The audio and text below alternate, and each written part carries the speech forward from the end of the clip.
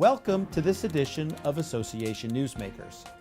Today, we discuss key financial issues to watch with Charlie Tate, managing partner of Tate & Tryon, a firm that provides audit, tax, and consulting services to nonprofits.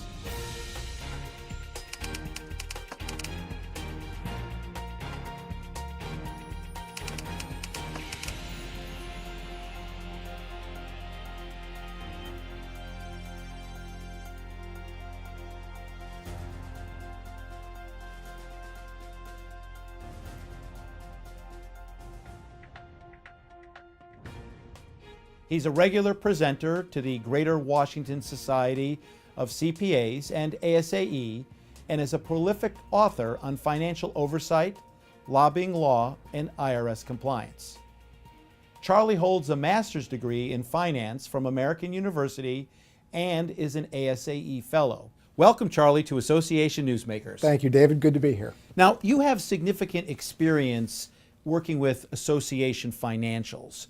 What are the key financial issues that you've been watching and that you think are important to association senior leaders?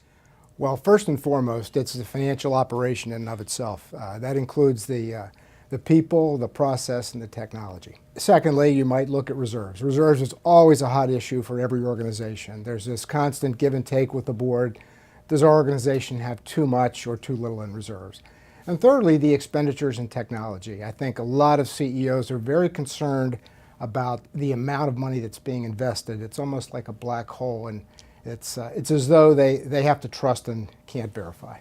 In your auditor function for associations, what 2 or 3 things do you recommend to senior leaders who want to be exceptional stewards of their organizational dollars?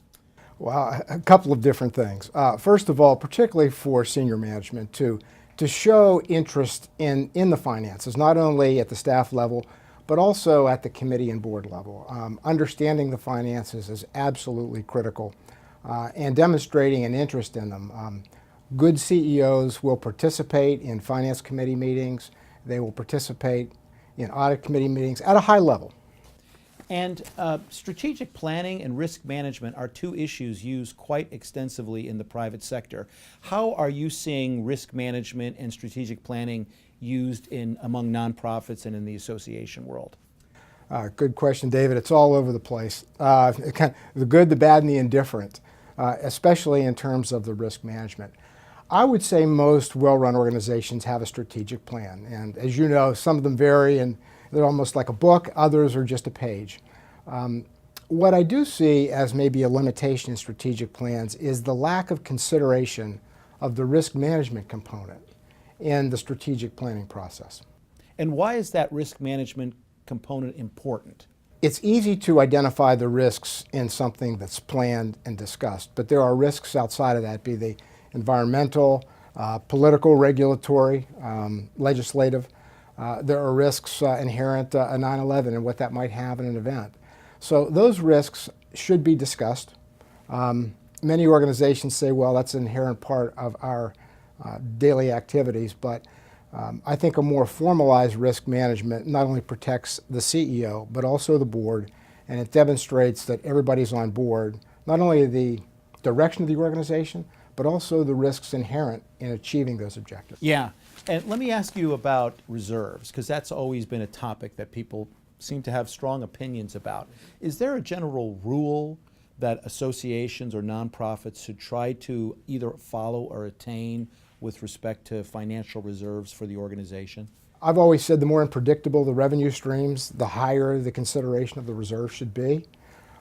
If you wanted to look at a norm, I think most organizations in the association world, for example, would probably have it as an objective to shoot for 1 times the annual budget in reserves.